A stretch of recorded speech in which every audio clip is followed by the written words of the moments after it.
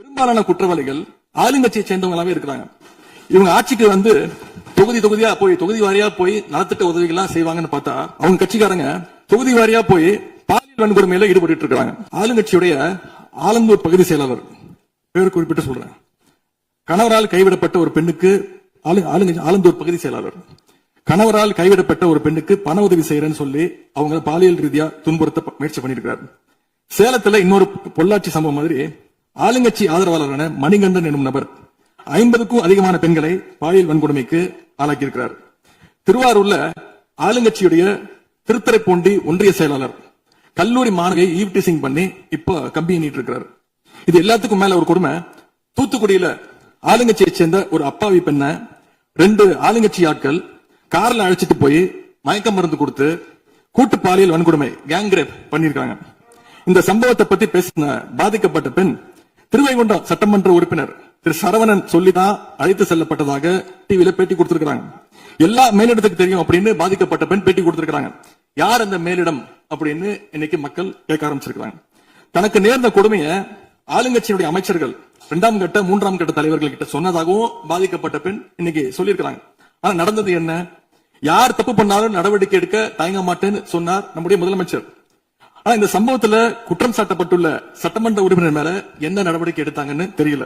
அதுக்கு மாறா பாதிக்கப்பட்ட பெண்ணை கட்சியிலிருந்து நீக்கிருக்கீங்க. இதுக்கு பேர் தான் மாற்றமா? இதுக்கு பேர் தான் தூய சக்தியா அப்படின்னு மக்கள் கேட்கிறாங்க. முதலமைச்சர் அவர்களே, பேரவைத் தலைவர் அவர்களே, நம்முடைய முதலமைச்சர் அவர்கள் 6 மாசம் டைம் எடுத்துட்டு வந்து சட்டம் ஒழுங்கை நிலைநாட்டுற வரைக்கும் நாங்க காத்துட்டு இருக்க முடியாது, நாடும் தாங்காது. இதை பத்தி கேள்வி எழுப்பினா கூட காவல்துறைக்கு பொறுப்பு வைக்கக்கூடிய முதலமைச்சர் எதுவும் பேச மாட்டேங்கிறார். To remain silent in the face of evil is itself evil அப்படின்னு ஒரு பழமொழி உண்டு. அது யாருக்கு பொருந்ததோ இல்லையோ இந்த அரசுக்கு சரியாக பொருந்தது. ஆகவே முதல் வேலையா சட்டம் ஒழுங்கை காப்பாற்றுறதுக்கு முக்கியத்துவம் கொடுத்து இந்த அரசு நடவடிக்கை எடுக்கணும்னு கேட்டுக்கொள்கிறேன். மாண்புமிகு எதிர்கட்சி தலைவர் அவர்கள் ஆளுநர் உரைக்கு நன்றி தெரிவித்து ஆளுநர் உரை பற்றி பேசுவார் என்று உங்களைப் போல நான் ஆர்வமாக எதிர்பார்த்துக் கொண்டிருக்கிறேன். ஆதாரம் இல்லாமல் குற்றச்சாட்டுகளை தவிர்க்க வேண்டும் என்று நான் கேட்டிருக்கிறேன். நீங்கள் கொடுத்திருக்கிற அந்த ஆதாரங்களை எல்லாம் உன்னிப்பாக மாண்புமிகு முதலமைச்சர் கவனித்துக் கொண்டுதான் இருக்கிறார், குறிப்போடு எடுத்துக் கொண்டிருக்கிறார். அவர் நாளை உங்களுக்கென்று நமக்கென்று அவர் பதிலளிக்கவும் காத்திருக்கிறார்.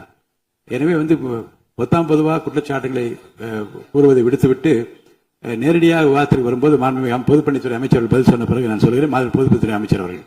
மாண்புமிகு பேரவைத் தலைவர்களே, உறுதியாக சட்டமன்ற உறுப்பினர்கள் எதிர்க்கட்சி தலைவருடைய அனைத்து கருத்துக்களுக்கும் மாண்புமிகு முதலமைச்சர் அவர்கள் நாளைக்கு பதில் சொல்ல போறாரு. அதற்கு முன்பு ஒரே ஒரு குறிப்பு.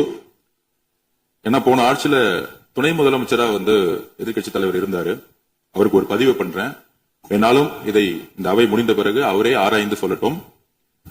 As per the NCRP report for 2024, the number of the crimes against children reported in the state increased by the more than 40% in 2024, with 10,046 cases registered compared to 6,968 cases in 2023. அன்றைக்கு திராவிட முன்னேற்ற கழகத்துடைய முதலமைச்சராக இருந்த திரு மு க ஸ்டாலின் அவர்களுடைய ஆட்சியில், நீங்கள் டெப்டி சிஎம்மாக இருந்த ஆட்சியில் 2023 இருந்து 2024க்குள் ஒரு வருடத்தில் 40% போஸ்கோ ஆக்ட், அதாவது குழந்தைகளுக்கு பாதிப்பு ஏற்பட்டது. யாரோட அறிக்கைனா என்சிஆர்பி. இதற்கு முக்கிய காரணம் ட்ரக்ஸ். 6 வருடங்களுக்கு முன்பு ட்ரக்ஸ் தமிழ்நாட்டில் கிடையாது, இது எல்லோருக்கும் தெரியும். ஆனால் இந்த 5 வருடத்தில் ட்ரக்ஸுக்கான பிரச்சனைகளை எத்தனை முறை ரிவ்யூ மீட்டிங் போட்டு சரி செய்யப்பட்டது. அன்று டெப்டி சிஎம் இருந்தவர் இந்த 40% கிட்டத்தட்ட 6,968 இருந்து 10,046 காசா இன்கிரீஸ் ஆயிருக்கு. உங்களுடைய ஆட்சியில எந்த நேரத்தில் டெப்டி சிஎம் இருந்து இந்த போஸ்கோ வழக்குகளை நீங்கள் ரிவ்யூ மீட்டிங் பண்ணி குறைச்சீர்கள்? நாங்கள் இந்த 40 நாள்ல கடுமையாக ரிஃபார்ம்ஸ் பண்ணிட்டு இருக்காரு எங்களோட முதலமைச்சர். ஒட்டுமொத்த காவல்துறை ரிஃபார்ம்ஸ் ஒர்க் நடந்துட்டு இருக்கு. அது சிங்கப்படைன்னு ஒரு கேலி கிண்டல் பேசுற மாதிரி பேசிட்டு இருக்கீங்க. அதுக்கான ரிஃபார்ம்ஸ் பண்றதுக்கு என்ன டைமோ அந்த டைம் எடுத்துட்டு ஒர்க் பண்ணிட்டு இருக்கோம். காவல்துறையுடைய ஒட்டுமொத்த ட்ரக்ஸ் இஷ்யூ கடந்த 5 வருடங்களாக நீங்க சரி செய்யல. அந்த ட்ரக்ஸ் எதிர்கொள்றவங்க தான் ரேப் பண்ணப்படுறாங்க. நீங்க சொல்றீங்க தமிழக வெற்றி கழகத்தோட ஆளுங்கட்சின்னு. திராவிட முன்னேற்ற கழகத்துல எத்தனை பேர் 2 வயசு குழந்தைகளை ரேப் பண்ண திராவிட முன்னேற்ற கழகம் ஆதாரம் இல்லாம சொல்லக்கூடாது. ஆதாரம் இருக்கு. ஆதாரம் சொல்லுங்க, இருக்கு. பேரை சொல்லுங்க, ஊரை சொல்லுங்க, எந்த வழக்கு, எந்த போலீஸ் ஸ்டேஷன் சொல்லுங்க. ஆதாரம் இல்ல, நீங்க சொல்லக்கூடாது. பேரவைத் தலைவர்களே, ஆதாரத்தை நாளைக்கே நான் சப்மிட் பண்றேன். சொல்லுங்க. நாளைக்கே சப்மிட் பண்றோம். ஆதாரம் அதாவது நாங்கள் சொல்லிட்டேன், உட்காருங்க. நாங்கள் நாங்கள் பதிவு பண்ணுது நாங்கள் என்ன இல்ல நான் பேசி முடிச்சிடுறேன். நான் பேசி முடிச்சிடுறேன். நாங்க பேசி முடிச்சிடுறோம். அதுக்கப்புறம் கருத்து சொல்ல. அதாவது ஒரு கட்சியில நான் பேசி முடிச்சிடுறேன். ஒரு கட்சியில கோடான கோடி மெம்பர்ஸ் இருப்பாங்க. 1 கோடி பேர், அவங்க 2 கோடி பேர் சொல்லுவாங்க. நாங்க அது மாதிரி 1 கோடி பேர் 2 கோடி பேர் சொல்லுவோம். அதுல சில பேர் செய்யக்கூடிய தவறுகளை உடனடியாக கவனித்து வரும் பொழுது யார் யாரெல்லாம் தவறு செய்ய உடனடியாக கைது செய்யப்பட்டிருக்காங்க. இது திமுக, அதிமுக மித்த கட்சி பிரச்சனைகள் கிடையாது. எந்த நபர் தவறு செய்தாலும் கட்சியின் அடிப்படையில் எந்த சட்டம் ஒழுங்கு கிடையாது. எங்களுடைய மாண்புமிகு முதலமைச்சருடைய தலைமையில் சட்டம் ஒழுங்கு நேர்மையான முறையில் மாற்றப்பட்டிருக்கு, கட்சிக்கு அப்பாற்பட்டு. இதை நாங்கள் பதிவு செய்கிறோம்.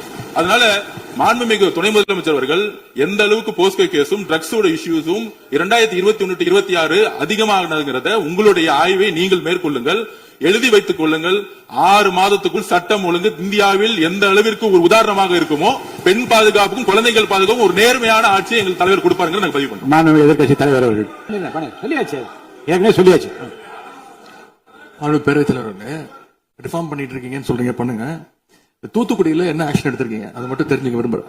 தூத்துக்குடியில ஒரு இன்சிடென்ட் சொன்னல, உங்களுடைய சட்டமன்ற உறுப்பினர், அதுக்கு மட்டும் கொஞ்சம் விளக்கம் கொடுத்தீங்கன்னா நல்லா இருக்கும். அதே போல